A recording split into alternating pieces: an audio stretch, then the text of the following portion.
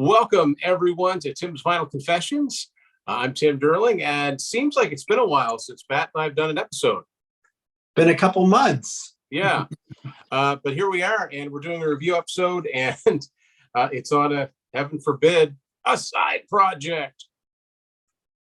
One of the handful that kind of made it under my embargo, my self-inflicted one. Matt's got the dog tag. Prove it.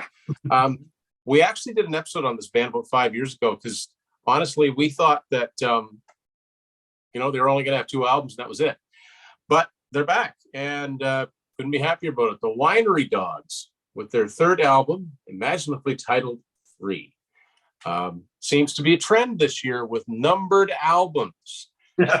We'll talk about some of that, I'm sure. But yeah, Winery Dogs, of course, it's, Richie Kotzen, Billy Sheehan, Mike Portnoy, all 3 of those guys, virtuosos in their own right. First Winery Dogs album came out in 2013. And, Mike Portnoy's always got a dozen things on the go at any one time. And even though I'm a fan, it's like too much on the peripheral or something. I don't know. Same thing with Billy Sheehan. He always has a lot of things going on too. But honestly, I don't think that I didn't get into them when that album came out. It wasn't until the 2nd album came out in 2015, Hot Streak. And I think Matt sent me the video to the title song. Yeah. And, wow, that's really good. And on a whim, I bought it and it's fantastic. I mean, the first album's good, but I just think Hot Streak was more song oriented. And I remembered the song. Like I can't think of how any of the songs in that first album go, but I can go through that 2nd album. Oh yeah, this one, and then that was it. That 8 years passed, and now we finally have a 3rd album. And I don't know what led to them deciding to do a 3rd album, but I guess I'm kind of glad they did. Now, I think Matt's got a different version of this than I have. Yeah, I've got the basic domestic. This is your classic Digipack version, cardboard packaging. Not my favorite. Tim, you have one from overseas. Yeah, I got impatient because the album was released, I think, on February the 3rd. Yep. And Amazon kept pushing the release date back, and they've done that to me before. So I just kind of, not snapped, but I went on eBay and I bought a Japanese import copy. I haven't bought a Japanese CD since I don't know when. And what's cool about it is not only is it in a legitimate jewel case, but it's actually on a quote unquote real label. It's on Sony. So okay, I thought that was kind of cool too. Of course, it's got the Obi strip with the classic Columbia logo. And, like any Japanese release, it's got the booklet, but it's got, booklet within the booklet, and it's pretty much all in Japanese. But yeah, same lineup, with a 3-piece, you really notice if there was a change in lineup. But, my quick review of this, Matt, is I think it picks up where the 2nd album left off. Yeah, I feel like they're headed in the right direction. The one main thing I really wanted from a 3rd Winery Dogs album is to shorten it up a little bit, have a few less songs and some more memorable stuff. And they've done exactly that. Yeah, I think Hot Streak had 15 songs. It was a long album. Had a lot of good songs on it, but you're right. There was, possibly a little bit of filler. Yeah, this has 10 tracks on it. Most of which have one-word titles. A lot of one-word titles on here. So yeah, it's who produced this anyway? Is it self-produced? Yeah, it's self-produced by the Winery Dogs, and then Richie engineered it. Okay. And you had mentioned we had a little bit of trouble coming up with a copy. So as far as I know, even as of taping, you can only get CD versions of this. They have vinyl planned, but they've had troubles with getting it made and distributed. You mentioned that your version is on Sony. Yeah. Yeah, mine is, so on the back, it's got all songs are by 3 Dog Music, LLC. And then each of the band members have their own ASCAP. So you've got Richie Kotzen, Mike Portnoy, and then Turn Up the Bass Music ASCAP. Yeah. as far as I know, this has only been sold in Amazon. We have like 85 independent record stores, pretty big stores that took over from HMV. You can't buy it in a store. I couldn't order it from my local record shop. Nobody had a listing for it. You literally had to get it from Amazon. So they want. I read a recent interview with the band, and they wanted to do this all by themselves. They felt like the second album, the way it was put out, it was fine. The way the record company did that, but they're like, there's nothing that they really did for us that we couldn't have done for ourselves. So Except get Sunrise to be able to bring it in, exactly. which is a pretty big deal. Yeah, wow. So yeah, no wonder it's no wonder that Amazon, if Amazon has trouble getting something in stock, you're in trouble, right? And these, I'm thinking these are the types of releases that if you don't get them when they first come out, you end up paying the late tax. It just gets to the point where it's not worth, gets into hundreds of dollars really quick. But we both have it, and so we're to talk about it. I guess we'll go through it song by song. First track, and I think the first video that was released. Interesting title. It's been used a couple of times at least. Xanadu. No relation to Rush or Olivia Newton-John. What do you think of the opening track, Xanadu? Oh, I dig it. It's probably one of the two fastest tracks on the album.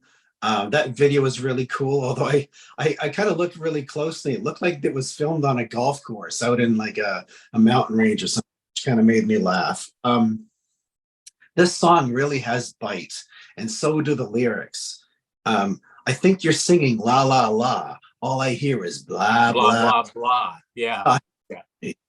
Yeah. Maybe the China White put me in Xanadu. So I did read an interview with Richie Kotzen talking about the inspiration for this song. They mentioned Malibu and a bunch of different things. It's not actually about Malibu or a specific place, but Xanadu is like an idyllic place to live in. That's kind of like the definition of the word Xanadu. So this song is sort of about being in this idyllic place, but then having to deal with other people that are kind of screwing up your mojo, sort of thing. So, yeah. And as far as I know, I think it's the first time that we've ever had an F-bomb dropped on a Winery Dogs song. Yeah, exactly. Really. Yeah, it's a good open. As soon as it starts, you just know it's Winery Dogs. Yeah. Second track, another song title gets used a lot, Mad World. I like it. I've listened to this album a few times, and we've talked about this too. I don't always have that immediate recall as to how the song goes, but I know I like all the songs on here. Have you got anything stuck out about this song for you?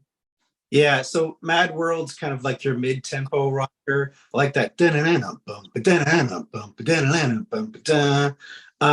couple of things for notes that I made about Mad World, at 3:13, it's got this solo part. It's probably one of my favorite parts on the entire album.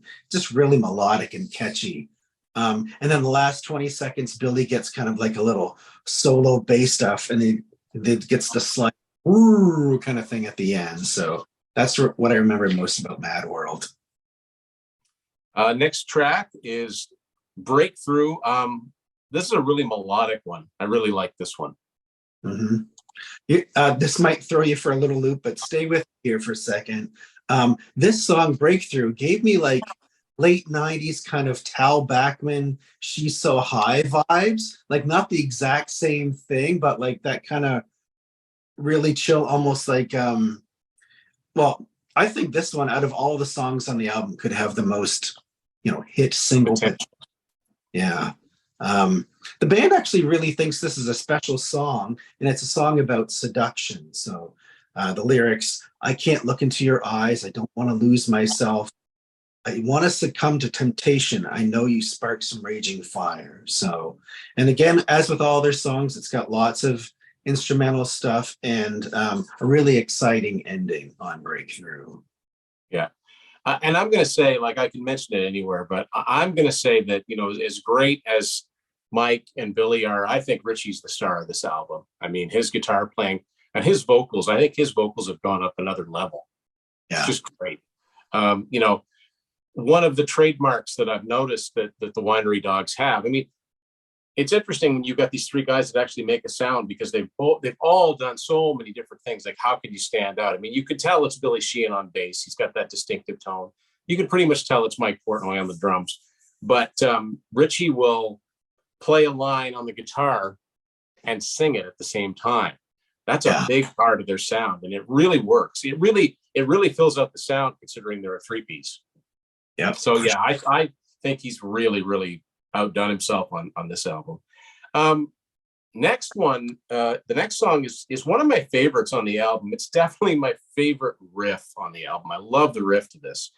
And it's a song title that's taking a lot of beatings lately.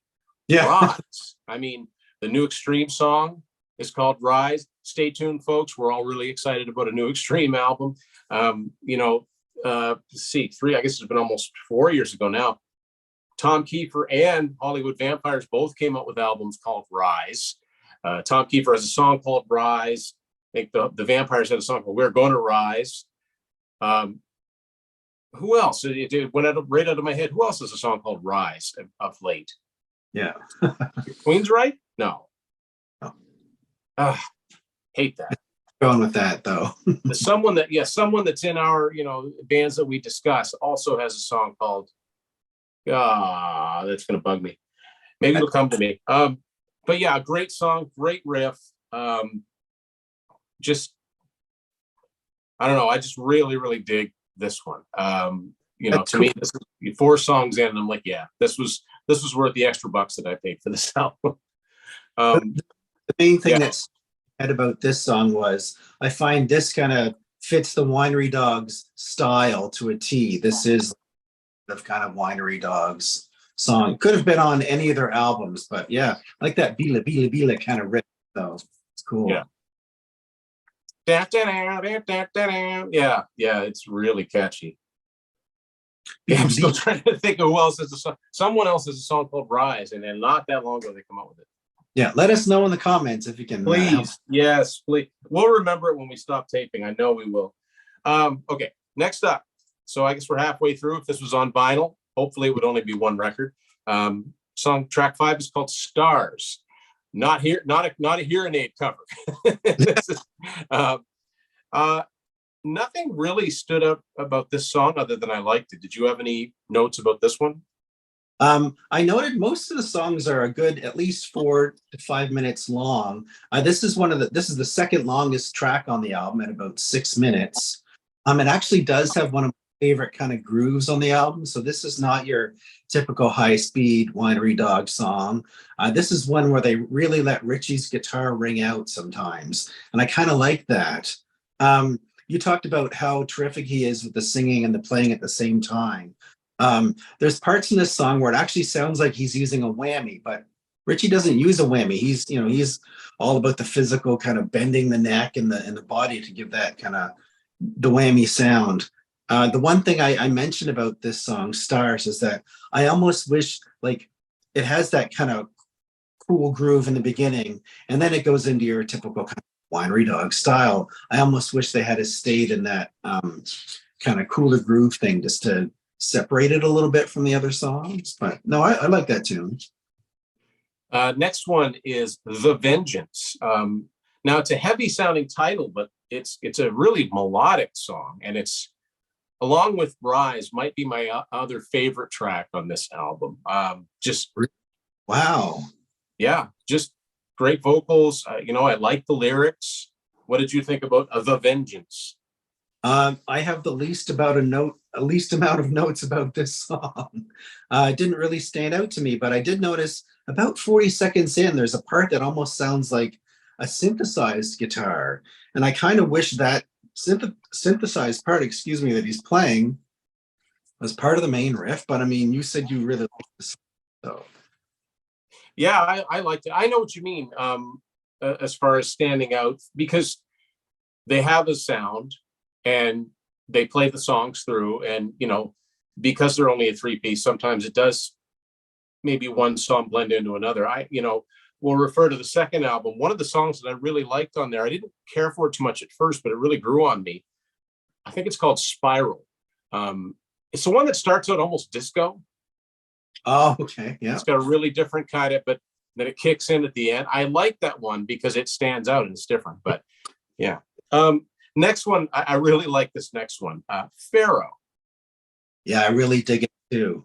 It starts out with a nice slow bass intro from Billy, and then he does that kind of woo, and then like his little trill or something that you can really hear the bass stand out. She flies like a sparrow and flocking safe. I'm cocked like a pimp. I got game, game, game. Yeah, I like this tune. I made a note. This is like the Egyptian version lyrically of the song Captain Love from the second album. It's very great. Yeah. And it's another fairly long song. The last 2 minutes are all instrumental, and it goes through different speeds, picking up and slowing down, sometimes letting the notes ring out. And it's got some really neat, one of the only songs where I really noticed a little slick drum fills, from Mike Portnoy. Yeah. Mike, he's not overplaying on this album. Neither is Billy, which is kind of cool because it's not that kind of band. It's song focused. And I really like that when they sort of ease up on the breaks and just do, just play it really, really well. Next one's interesting, a very sort of, semi-modern title, Gaslight. This one's really interesting lyrically. What did you think about this one? Gaslight, man, that's like the fury of the dog right at the start of the song. It's just like everything all at once. And this is, to me, the fastest paced song on the album. It is interesting you mentioned the word gaslight. So gaslighting, if no one's really familiar with what that means, it's a form of psychological manipulation. And it's so an abuser attempts to sow self-doubt and confusion in their victim's mind. Sorry, I had to actually type that out. Yeah, it's a lot. It's a mouthful, yeah. Yeah, and the lyrics, it's like, right from the start, you're bringing crazy. That's how you like to play. Twist up the mind and keep it hazy. Do what you want to do, but don't gas me. Yeah, it's funny you mentioned it being really fast because it is sort of their when it first started, I got the Shy Boy vibe from a little bit of that. Yeah. And the first song on the second album, Oblivion, starts out really fast like that too. I think they kind of really like to settle into that tempo because it's fast, but there's also a groove there. Yeah. And then we completely shift gears for the only ballad on the album, Lorelei. Wow. What a sad song this is. Lyrically and the music matches. Wow. Yeah, I poured through the credits on this one, Tim. I was like, I know I've heard that name somewhere, but I was thinking that it was attached to one of the band members, but apparently it was inspired by a German poet named Heinrich Heine, who lived in the late 1700s to 1800s. So Richie Kotzen wrote all the lyrics to this album. And what this song is based on, just like he was inspired by this German poet. And I can actually, I wrote out a sample of his poems, and it kind of sounds like the kind of lyrics that Richie Kotzen would write. You breathe in my ear a secret word, a garland of cypress for token. I wake, it is gone, the dream is blurred, and forgotten the word that was spoken. So that's been translated from German, but that's what Richie said. He was kind of inspired by this melody that came to him. And so Lorelei, he actually, when he was kind of miming out the, coming up with the lyrics of the song, how you just kind of say something and record it and play it back. And what did I say there? And he thought he was saying Lorelei. So that's where he came up with the name for the song. So that's a real serious kind of, vibe to that one. And they pick things back up. It's actually kind of a fun song. The last song, the album, The Red Wine. This is it's not really a party sounding song, but it is lyrically, it's kind of a party anthem. Well, yeah, exactly. So it's the longest track on the album. So they saved the longest one for the last. This one's over 7.5 minutes long. I kind of like in the beginning of it, sort of got that love gun kind of da-na-na-na, da-na-na-na. Yeah, there's a cadence there. Yeah. Yeah. So like you said, it sounds like a really happy kind of party song.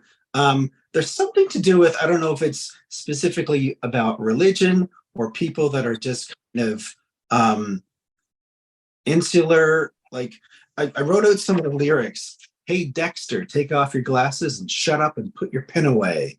Hey, Marcia, lay down your Bible, put on heels and pray another day.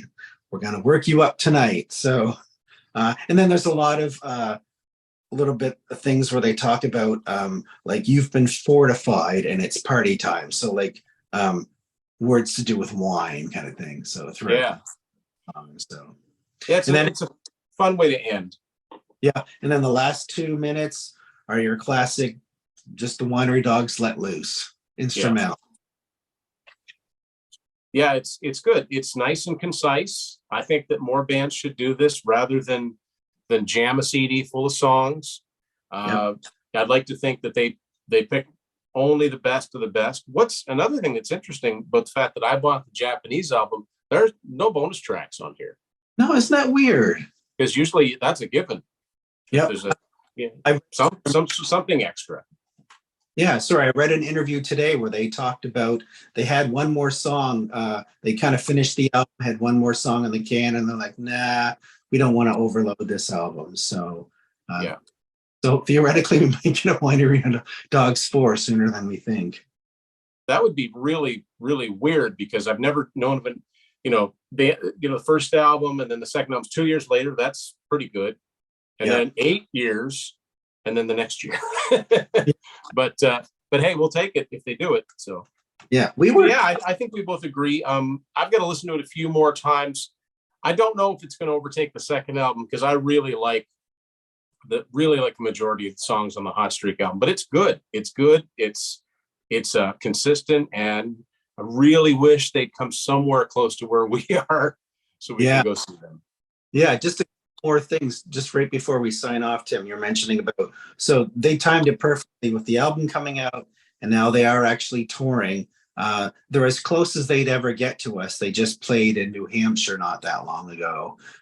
Sadly, it's just a little bit out of our reach, but I did take a look at their set list, and they're actually playing 6 songs from the new album out of 18 in total. So 1/3 of their set list is from the new album. That's good. I like when, because a lot of bands put a new album out and it might be really good, and they might play 2 songs at the start of the tour, then drop it down to 1. And by the end of the tour, there's nothing new. So, but mind you, this is still a fairly new band. They're only on their 3rd album. I don't think they do a lot of dipping into previous, other than the fact that I know on their live album they do Stand, which is, that was basically Richie's song. And I believe they do, it's a song that Richie wrote for one of the Mr. Big albums he was on. And I can't think of that either. My mind is failing me. It was a big hit in Japan. Now it might have been called Fly. Okay. Maybe. Yeah, now it looks like Tim, just quickly looking at all 18 songs, seem to be, they're all Winery Dog songs. I say 18, but one of those is a bass solo, and then you've got little bits of musical interludes and stuff. But they're not playing any David Lee Roth stuff or Dream Theater stuff or whatever. Yeah. It's surprising, because Richie was in Mr. Big for a couple of albums, so they don't, but those weren't well-known albums, at least in most parts of the world. But yeah, I like the fact they're concentrating on the material that the 3 of them wrote, and it's good stuff. Like, if you like the other stuff, there's no reason, if you can track down a copy of this, no reason why you wouldn't like this 3rd album too. So that's our 2 cents on the Winery Dogs 3. Don't forget, unspooled PDFs, still selling those for $5 US. You get the PDF and you're entered in to win. If we sell 400 of those, we're going to be giving away some Amazon gift cards. We're a fair bit away from that goal as of right now, but again, Matt did such a fantastic job with the book. It's all about the history of 8-tracks in the 80s, but it's also about music collecting, and we had a lot of fun. A lot of blood, sweat, and tears went into the book, and we're happy to share it with people. Sadly, no longer in physical form, but like I said, for $5 US, you can get yourself set up with a PDF that you can look at on your device. So, Matt, thanks for sitting in, and I think I want to listen to this album again. Yeah, we'll see you soon. Thanks for watching Tim's Vinyl Confessions.